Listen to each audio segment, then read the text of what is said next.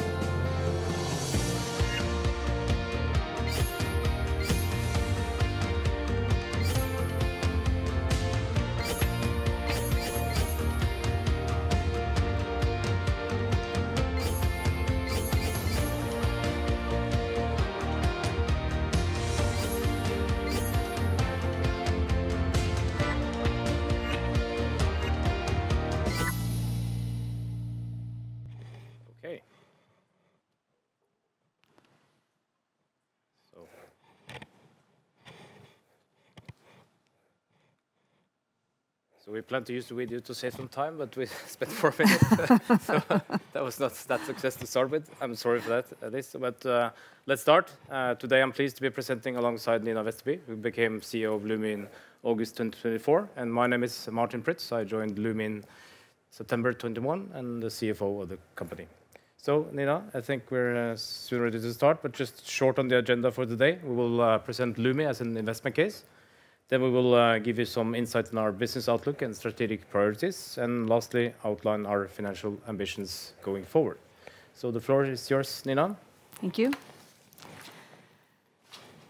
Okay, so nice to see you all. We're going to use this presentation to show how Lumi Gruppen offers a compelling combination of strong educational outcomes, financial resilience, and, of course, long-term market potential. And these 4 areas are the key to our investment case, and we will go through them now more in detail. So the high growth segments that we focus on includes adult learners, flexible and online education, and vocational training. And they are all expanding faster than the general education market. The total growth in applications for higher education in Norway between 2018 and 2024, too many clicks, the total growth was 2%. But looking at the segment online and flexible education, we've seen an 11% CAGR in applicants, so this is a high growth area. So both ONH and Sonans has embraced this shift with respectively 80% and 50% of the students studying online. Flexibility is core to our value proposition, and Sonans is innovating in this space. They are offering hybrid live classes, and both institutions are focusing to facilitate for the different student needs in terms of when, where, and how they study. And of course, we've also integrated AI tools to enhance the learning experience and, of course, to improve our support. Now looking at the lifelong learning trend. Public universities have around 2% annual growth in students above 25 years of age.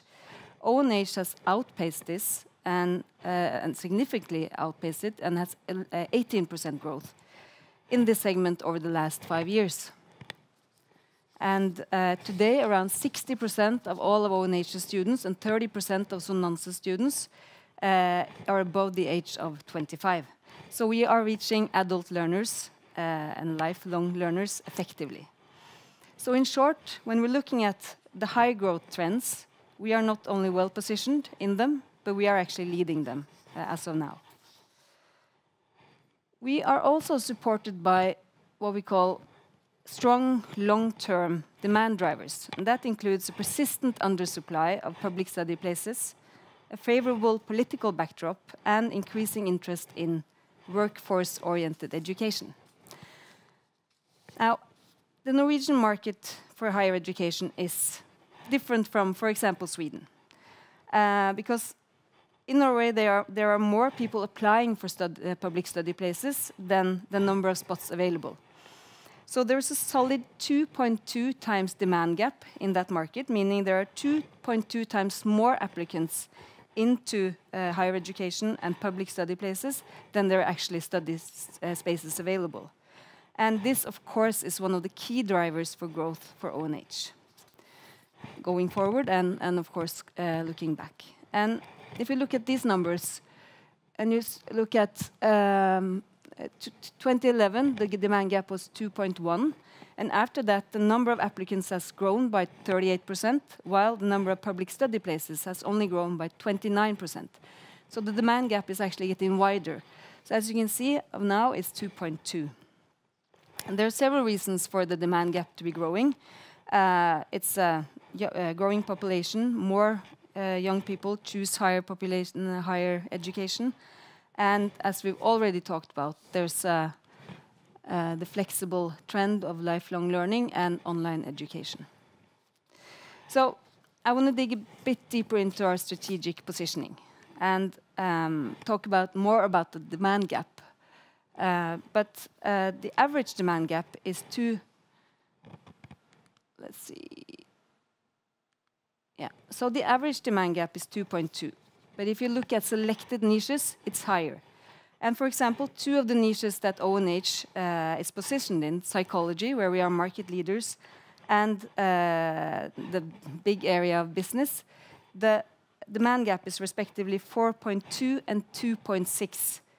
And we use data to find trends and to identify those demand gaps. In addition, ONH is a dominating player in the fast-growing online market, with 80% of the students studying online. And then, just to add on another detail, because we need to understand the growth potential for ONH going forward, and we only have 1.2% of the total market. So the addressable market is huge. And we can look at both growing in our existing segments, but also growing into new segments. And that leads me to the milestone that we are looking for in 2026, which is institutional accreditation. So continued investments in accreditation is a strategic enabler. And as you see, we've delivered growth and new programs every year since we got the Bachelor in Applied Psychology accredited in 2015. And still, it's very important for us to have that institutional accreditation, because to be institutionally accredited enables us to faster introduce new programs and new segments. It allows us to follow the market trends and also making changes to existing programs. And all in all, it will make us more competitive. Today, when we apply for new changes or new programs, we need to wait almost 2 years. So being institutionally accredited will fast forward us to even more growth. And we believe we will be institutionally accredited by spring 2026. So just wanted to talk a little bit about the macro drivers for Sonans, because the numbers show, and if you looked at the numbers, that we've left a few very tough years behind. It was sort of the perfect storm. It's a combination of very high employment rates, great inflation when exams was cancelled, short span increase in public study places, and a lot less of students than normal not getting their diploma due to factors like absence or failing subjects. So what happened was the number of private exams plummeted by 41% from 21 to 22. And when Sonans also was mainly focusing on the campus area, we almost lost half of the business in just a very short period of time. So now we see the beginning of a recovery with lower employment rates, grade inflation going down, and it leaves us to believe the market will continue to recover going forward. And of course, also the regulatory backdrop is favorable for us going forward. So it's stable, long-term political support for lifelong learning, flexibility, and the funding of students through Lånekassen. And the government, they spent 6.5% GDP on education in Norway, and that's the highest in OECD countries. So we believe going forward, the regulatory backdrop will help us also. And also a proud moment for us here when the Minister of Higher Education formally opened our brand new campus in ONH in March. So both students and employees are very happy about that, and that leads us to the field of customer satisfaction. Martin, if you want to...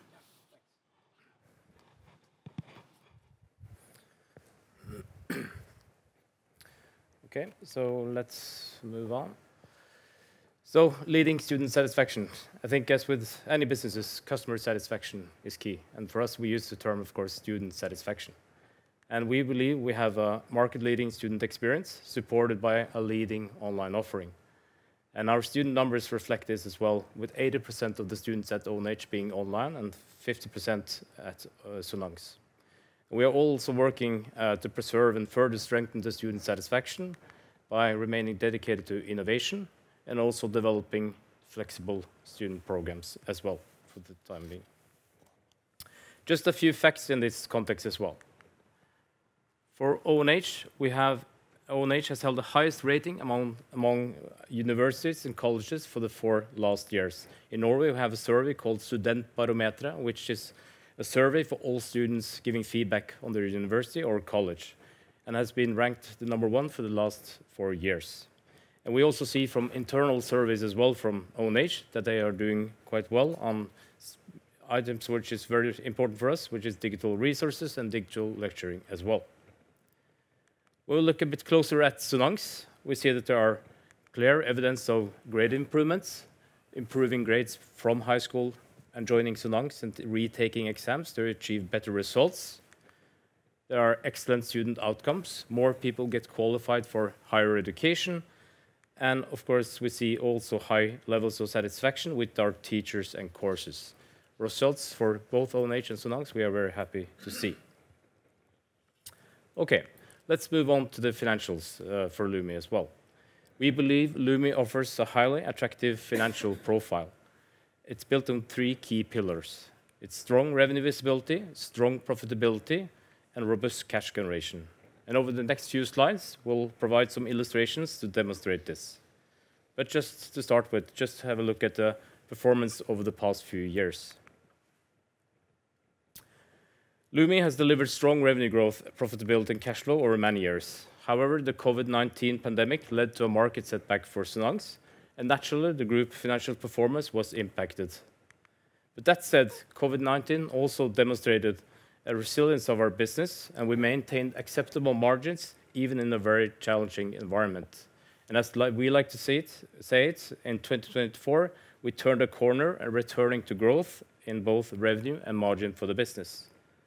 And lastly, we have streamlined the cost base of Sonans, and the business has adapted to the current market conditions. In the broader time frame, both ONH and Sonans have shown strong financial performance. ONH has delivered uninterrupted growth since 2008 with a CAGR of 21% and expanding margins. And we have grown to 4,000 students. We have been growing our recurring revenue in the business as well, now close to 40% of the total revenue. And the growth is also driven by scale-up of new and existing program, which is allowed by the online model of ONH. For Sonans, Sonans has also followed a similar trajectory as ONH until it faced a more challenging market in recent years due to COVID. But what we see now is that revenue has stabilized for Sonans. We have right-sized the cost base, with online playing a key role in driving efficiencies in the business. And what we see now with the key drivers moving in a more favorable direction, we see room for growth in the years ahead for Sonans as well. But that said, given the events driven by COVID, the market will still need some time to fully recover. Okay, so back to one of our key pillars, revenue visibility. On this slide, we have illustrated how our business model works. For us, 90% of the revenue is locked in by September for the coming academic year, and the remaining 10% is typically secured by January each year. But for your information, though, we are still reporting in the financially, but we are monitoring and developing the business according to the academic year, basically, and that's how we follow the business as such. But it means basically at September at each year, we know the revenues for the next academic year ahead of us. And it's only 10% that is secured in this, what we call the spring intake, which is from October and to January. And this also, this model also with the students, they commit to payment also ahead of the attendance before each semester. So we have also a good result of this is the strong cash flow this drives as well, by the students paying upfront. And when we look at the revenue visibility, we see also that Lumi average variance between what we forecast and the actual revenue is what we would like to say industry leading at approximately 2%. And a bit more on that on the next slide. Because when we looked at businesses with listed companies with a revenue below 5 billion, we see that the variance between guidance and the actual outcome on revenues is 51% in average, with a median of 17%.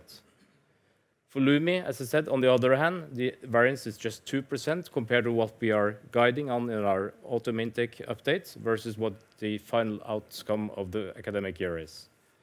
And that means also for Lumi that we can say that the T+1 is kind of already locked in, and also keep in mind that the cost base of the business is also a large majority of fixed costs. So with the visibility on the revenue, the structure of the cost base, you can quite easily predict the results and the revenue, or the revenue and the results, the profits of the business 1 year ahead of you. Therefore, we would argue that the T+2 is the most relevant period to look at for Lumi. And also the cash flow effects of this operating model as well. Strong cash conversion. We had an impact, of course, during COVID, but we have the prepaid tuition model combined also with effective credit screening, resulting in lower bad debt expenses as well. Okay, so on ONH, as we see it, ONH is outpacing the market. When it comes to growth, the growth of 21% versus the market that has grown by 2.1%. Second, ONH maintains strong, dependable margins by targeting, as Nina showed, attractive segments through an online-first model. And third, ONH has demonstrated the ability to reinvest capital at high returns. And for Sonans, we believe we have turned a challenge into an opportunity. First, we implemented significant cost measures without compromising our ability to grow or negatively impacting the student satisfaction. Second, we've improved revenue quality and consequently cash flows through improved credit screening for Sonans. And third, the business is now more scalable with the launch of hybrid flexible courses, complementing an already strong online position. So, to sum it all up, Lumi has emerged from a challenging period with a stronger, more resilient business model. We offer solid revenue visibility, strong profitability, and robust cash generation. We have proven ability to adapt and grow. ONH is outperforming the market, and Sonans is well positioned for recovery and scale. So we believe Lumi is set for continued growth and long-term value creation. And then I'll leave it back to you, Nina, on the business outlook and priorities. Yeah, so we need to look forward and not only back. So starting with ONH, it's our biggest and most important asset. So we aim to continue our double-digit growth in the years to come, mainly through the milestone of institutional accreditation, our ability to work in the large demand gap areas, and of course, the ability to address flexibility and lifelong learning. On F, we have not talked about our vocational school. Not going to spend so much time on it, but it's important for us also going forward, because the vocational market is growing even faster than higher education, with a doubling of students the last 6 years. So we have synergies with ONH in terms of administration, technology, and program development. So also an important area for us. For Sonans, the key is to return to normalized profitability. So we need to do this while maintaining our strong position in the market. Over the past year, we've streamlined the business, adjusted the cost base, improved operational efficiency, and we're confident that we will deliver profitable and steady performance in the future with or without a big market recovery. And then happy students, key to our future growth, of course, meaning we need to invest in the students' experience. And our aim is to combine academic quality with a modern digital-first experience that support learners of all ages. And then, just finally, in addition, of course, to organic growth in our core operations, we're exploring opportunities in adjacent areas and non-degree education formats. We see strategic opportunities for bolt-on acquisitions, especially in the edtech and content development area, that could enhance our capabilities and student value proposition. So this all leads to our financial ambitions for the coming years. If you look at ONH, we believe we will continue to grow around 15% every year on revenue and EBIT margins around 25 to 30%. In Sonans, we believe, excluding a potential market recovery that might come, we will grow around 5% and 15% margins. Short-term, 10 to 20%, long-term, plus 20%. And for ONF, it's a very new area, but we believe we can reach around 50 million within the next 4 years with the same margins as ONH. So, yeah, that was it. Maybe we should do some questions if we have time. Thank you, Nina. Are there any questions from the audience? Okay, maybe one short from me before lunch. So I think what is really interesting about this case is the digital students and the potential you have here. So maybe you could provide some color on how you envision your revenue mix develop going forward with on-campus students versus digital students, and how is the financial profile between these two student groups? Yeah. Yeah, I think we are obviously aiming to grow the online part of the business and online students as such. But I think with the brand new campus we have in Oslo, we're also happy to receive more campus students as well. But it's obviously the online students we are targeting primarily. But there is still a quite significant campus market we would like to tap into as well. But it's obviously also when it comes to margins that we see it's much easier to scale up with the online model we have rather than the campus space where you have restrictions on the number of students you can have in each classroom, etc. So the online model will allow us to achieve higher margin, as we also demonstrate for ONH as well with the online model. So I think we see the market is continuing trending towards more online, and that will be positive for the business margin-wise. Yeah. And ONH, as we said, at 80% online today, and that's a respectable number. For Sonans, we've been growing every year since 2018, 2019, and now we're at more than 50%, and the same applies for Sonans. It's also better margins in online educations. Yeah, perfect. Looking at the time, I think we have to conclude the presentation. So thank you to everybody listening, both physical and online today. And thank you to Martin and Nina. Thank you.